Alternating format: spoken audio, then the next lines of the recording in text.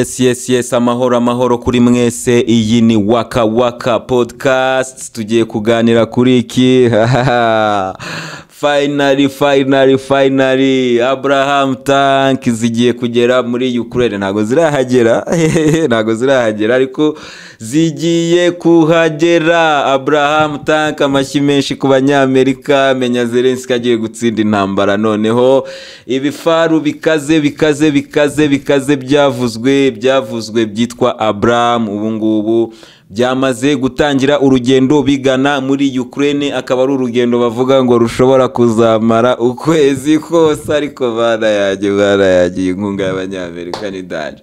Uru rugendo ngo ruzamara ukwezi kubera ko izi mashini cyangwa se izi tanka ngo zigomba kujyana na logistic yazo, ibintu byo ntuzama pièce de rechange. Ngo n'urugendo rero, ngo n'urugendo rurerure. Ni guteze rurerure wapakiye ukayitujyana direct ugashyira hariya. Ni mufite indege zitwara imizigo twazibonye, mwagiye mureka kutubeshya goko. Ngo n'urugendo rurerure, ngo logistic, ngo ibintu byinshi cyane. So tanka Abraham barazerekana ngo zimwe ngo niba ziri ngo muri za Polonye, ngo izindi ngo niba ziri ngo mu Budage, ngo ariko ngo zabanje ngo kubanza gute gusanasanwa. Murabyumva nkuko umuvugizi w'igisirikari cya Amerika abivuga. Aravuga ko izi tanke ziri mu nzira zigana muri Ukraine, kandi agavuga ko ngo muhumure abanyamerika, muhumure, ngo tekinoloji yose twayimazemo, twayikuyemo ku buryo nibigwa mu maboko y'Abarusiya ntabwo bazabasha kubyigaho bihambaye. Iyi nkunga rero niyo mpamvu iyi nkunga buri gihe njya nyita inkunga yo kwicisha abanya-Ukraine, inkunga yo kwicisha abaturage, inkunga nimuzajya mubona Putin yarashe bigahitana abantu, mukabona amazu yabomotse, mujye mumenya ko biturutse kuri izi nkunga zidafatika z'abanyamerika. Urahereza abantu igifaru, warakirase, urakirata, icyo gifaru ku isi kirakomeye, n'abantu bose ibihugu byinshi byifuza kugitunga kubera tekinoloji gifite. Urukubyumva abanyamerika we, kubera tekinoloji gifite, niyo mpamvu icyo gifaru ibihugu byinshi bikifuza.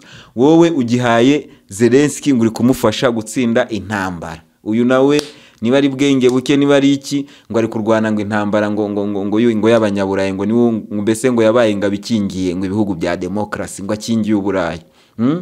Noneho ugiye kuyimuha, uvanye muri rya koranabuhanga ryose, uhise umuhereza. Ni nko kuguha igicupuri, ni nko umuntu yakubwira ati ebane Ferrari irarenze, niyo modoka iri mu modoka zirenze, akaza yakuyemo iby'imbere byose akakiguterekera mu gipangu ati none ujye urya agafoto hano kuri iyi Ferrari, abantu byibura babone ko unatunze na Ferrari ariko utayigendamo. Ibi bintu birababaje cyane, kubera ko aba banyamerika bakagombye kwemera ko intambara yarabananiye.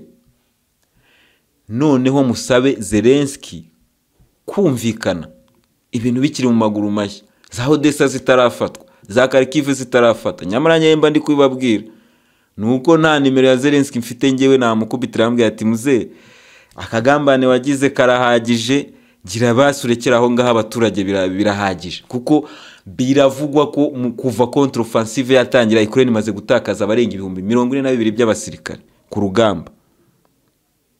Nta muntu mutoya ukiba muri Ukraine, nta muto ukiba muri Ukraine, abasirikare bato barashize. Ubu ngubu hasigaye abasaza gusa n'abacumbagira. None ngo tanke, ngo Abraham, ngo zaje, ngo ziko njiani, ngo ariko ngo ni mwezi mzima, ni ukwezi kose zizamara mu nzira.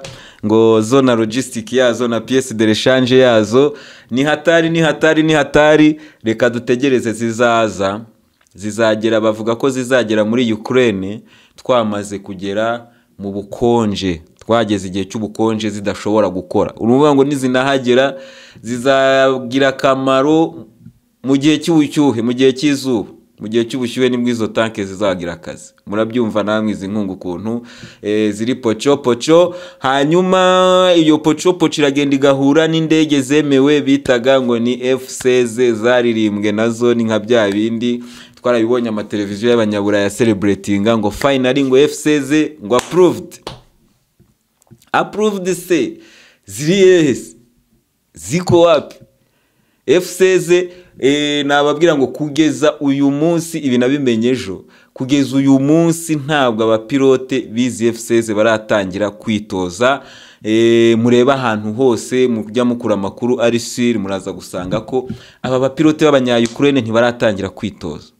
Amerika ntiratanga go ahead ngo bitoze. Ubushize nigeze kuvuga ngo batanze go ahead ngo imyitozo igiye gutangira, ariko kugeza uyu munsi ibi bihugu bigomba gutoza aba bantu biravuga ko abanyamerika bataratanga go ahead, kuko iyo batanze go ahead batanga n'ibikoresho byose bizakoreshwa muri iyo myitozo yabo. Ikindi kandi aba banya-Ukraine baba bapilote bashaka kujya gutozwa indege, nabonye umujenerali wo mu Faransa wigize inyaryenge cyane arimo gusobanura, usibye kwibageze kuri ibi bintu bya Ukraine ugira ngo ubwenge babubuze.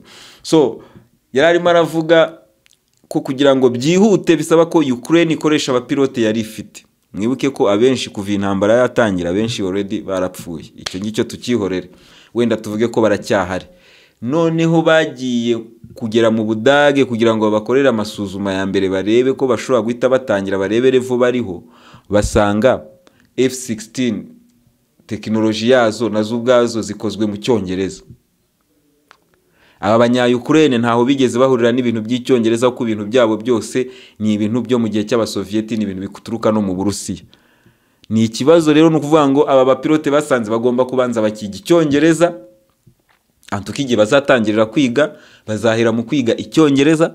Nibatangira kwiga Icyongereza, nibarangiza kwiga Icyongereza noneho babone kutangira kujya mu by'indege no kwiga ayo materime yose bakoresha mu rurimi rw'Icyongereza. Izo F-16 nazo nababwiye ko zizaza tekinoloji yazo igabanyije ku kigero cyo hejuru cyane cyane cyane. Izi F-16 rero kubera ko abapilote bazo bishobora gutwara igihe kigera no ku mwaka kugira ngo babe tayari cyangwa base n'abari tayari, kuko mwabonye ko n'abasirikare batoza ibyumweru bibiri muri Ukraine bagahita babarungikayo, bagahita babohereza ku rugamba. N'abangaba rero barateganya ko mu gihe ngo cy'umwaka cyangwa amezi 8 bashobora kuzaba bari tayari. Murumva icyo gihe ni ryari? Ni kera cyane, ni kera cyane. Sinzi ko umunya-Ukraine yazaba agifite abasirikari bo gupfusha ku rugamba kugeza icyo gihe izo F-16 zizaboneka. Nge numvaga abanyaburayi ikintu nakabaye narabagiriyeho inama, nuko nabo baba babizi, baba babikora babizi, byose babyica babizi kubera amadiru yabo, babyica babizi kubera amadiru yabo. Of course sinavuga ko babuze ubwenge bigeze aho ngaho, nkuko babeshye Putin muri 2014 bakamubeshya imishyikirano, nubwo nawe twasanze yarababeshye ko nawe yese atangira gutegura ubukungu bw'Uburusiya kugira ngo nibamuhana ntibizamugireho impact zikomeye cyane. Icyo gihe bakabikoze nanone bagakoze bimwe n'uyu munsi bakahita bavuga ati Abarusiya none reka tuganire tube duhagaritse intambara, kugira ngo abapilote ba Ukraine bazaze kwitoza. Nibava kwitoza ibyo bintu byose mushaka kubaha mwaramaze kubishyira aho bigomba kuba biri, noneho muhite mubwira Umurusiya muti ya mishyikirano twagiranye irapfuye, reka twongere dutangize hostilities. Icyo gihe wenda bishobora gukunda, ariko impamvu mutakora ibyo ngibyo nuko mutifuza ko Ukraine itsinda, kuko murabizi ko Ukraine itsinze, murabizi ikintu cyaba ni igiki? Nta gihugu kiri nucleaire kijya gitsindwa. Abanyamerika bakubise Hiroshima na Nagasaki n'intambara bayitsinze ari kugira ngo bakore statement ko bageze ku bisasu bya kirimbuzi. Abapfuye ibihumbi 200 byazize kugira ngo abanyamerika bakore statement gusa. So rero abanyaburayi ntabo ubwabo ntabwo bifuza ko Zelensky atsinda iyi ntambara, ntabwo babyifuza. Iki tukivuyeho kuko ndebye muri message zanyu namwe iki ngiki mbona mucyumva neza cyane nkanjye. Noneho turebere hamwe uyu Vladimir Putin nawe akomeje udukoryo twinshi two kudisturbinga abanyaburayi. Arimo kuba disturbinga, ntago bari kuryama ngo basinzire babuza amahoro, kubera Putin aragira gutya akohereza Wagner ku mupaka wa Polonye ngo ujye kwitoza. Ubu ngubu birakaze abasirikari Polonye yohereje abasirikare no ku mipaka n'ibiki ubu NATO imaze iminsi iri mu bibazo na Belarus kubera ko indege za Belarus zigiye zikatira muri Polonye uko zishaka. Mbese nuvuga ngo bari kubereka ko ntabwo muduteye ubwoba. Ntabwo NATO muduteye ubwoba. Ubwo ngubwo ako nakambera aho ngaho arimo kubadisturbinga aho, ariko nanone Putin akomeje kudisturbinga aba banyaburayi mu bijyanye n'ubukungu. Mu bijyanye n'ubukungu kuko kuva Putin yafata ibi bihano yakwanga gusubira muri idiru y'ibinyampeke, abanyaburayi batangiye kubona ko nta kindi kintu bagisigaranye cyo gukangisha Putin. Ntacyo. Noneho n'ibihugu byamukatiye gaze ubu biri kuyivana mu bindi bihugu, noneho bibahenze ku buryo bunabahenze cyane, ku buryo bubahenze, ku buryo buteye ubwoba. Ukaba wavuga uti Putin amakarita ye akomeje kuyasunika neza cyane. Umwarabibonye inama yarangiye yamuhuje n'abanyafrika, ibihugu byinshi bivuga ngo iby'abanyaburayi bivuga ngo ebane ngo inama yabaye boycotté, ngo nta bantu bayitabira, ariko Afrika yarahagarariwe ibihugu 47 muri 50 na byari bihagarariwe muri Russia. Aho ngaho naho abanyaburayi bahise baba disturbed. Ubu noneho bije muri Niger, Wagner Group ritari kujya gufasha bari abasirikare. Nuvuga ngo Putin arakomeza bakora mu mutwe, ariko hari inyuma afite n'Ubushinwa nabwo buhita buza muri ibyo bihugu bushora imari, mugiye gushiduka nta mbaraga nta nagatege na kamwe ibi bihugu bisigaranye. Ngiye nkaba numva ko iyi ntambara ya Ukraine izajya kurangira. Iyi ntambara ntabwo ari intambara ya Ukraine n'Uburusiya, ni intambara izadesida isi uburyo izabaho nyuma yayo, kuko isi uburyo ibayemo uyu munsi cyangwa se uburyo isi yari imezemo mbere y'intambara ya Ukraine ntabwo ari bwo buryo isi izaba imezemo nyuma y'intambara ya Ukraine. Ushaka kumbaza uti kubera iki? Nicyo bita ordre mondial. Ordre mondial izaba yarahindutse. Ntabwo umufaransa azaba edere mwanabibonye muri Niger ubu ngubu umufaransa bijyanye n'ibintu yibaga hari agaciro kabyo twabonye, umufaransa yagombye kuba yamaze kumanura abasirikare be n'intambara yatangiye hariya muri Niger nkuko yabikoze muri Cote d'Ivoire. Ariko kubera ko iyi ntambara yo mu Burusiya kuva yaza, abanyaburayi barashaka kwikundishwa ku banyafrika, kwerekana ko batakiri abakoloni. Barashaka kwerekana ko babaye abana beza, ko dushobora no gukora politiki yo kubahana. Kubera izo mpamvu rero ntibashobora kuinterveninga hehe muri Niger. Bazashiduka n'amasoko yo muri Niger bayahaye ibindi bihugu, kuko kiriya ni igihugu kigiye kwigenga. Ibyo rero ni ibintu bizahinduka 100% inyuma y'iyi ntambara yo muri Ukraine, kubera ko nubwo tuvuga ko Uburusiya budafite ubukungu bukomeye cyane buzakorana n'ibihugu bya Afrika, ariko buri kumwe n'Uburusiya, nako buri kumwe n'Ubushinwa, buri kumwe n'Ubuhinde muri iyo BRICS yabo. Ibyo byose bizakomeza kugenda bica mu ntege aba banyaburayi. Ntabwo bazakomeza kugira ijambo nk'iryo bari bafite. Ushize nababwiye mu kiganiro, nababwiye Biden uburyo umwami wa Arabia Saudite yamuciye amazi akamuhamagara umunsi wa mbere, umunsi wa kabiri atamwitaba. Yajya kubona akabona umwami yiganiriye ahubwo na Putin, yamubwiye ngo ngera igitora, akamubwira ati wapi. Ibyo byose ni ntuza ni ingero ko ngewe natangiye kubibona.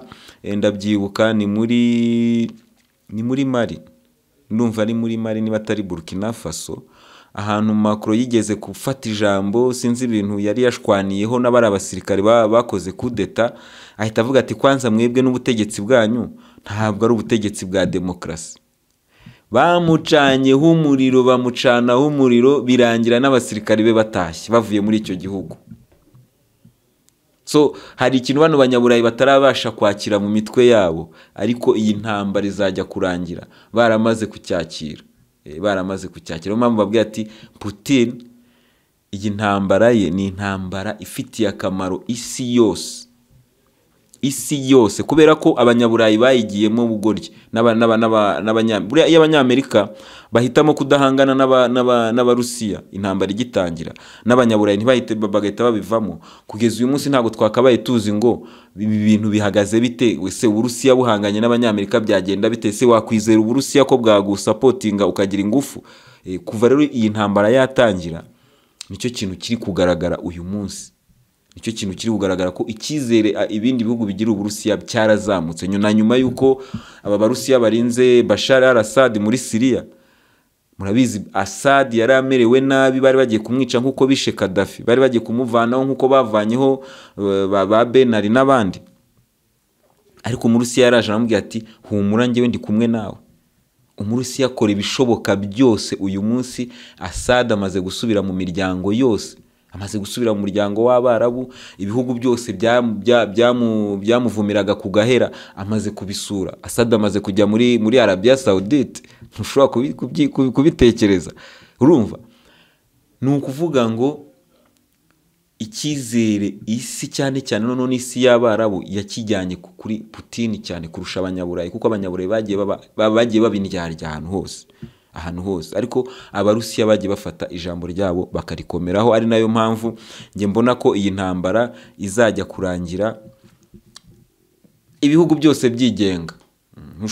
Buriya yuri umukene ntabwo uba ufite ubwigenge bwuzuye, of course, kubera ko buriya kwigenga ni ukuba wihagije muri byose, nibwo bwigenge. Ariko noneho kuba nta muntu uzakwiba cyangwa se uzahitamo muri proposals ebyiri, urumva ko harimo avantage ishobora gutuma ibi bihugu bya Afrika biva ahantu hamwe bikagera ahandi, cyangwa se ibihugu biri mu bukene biva ahantu hamwe bikajya ahandi.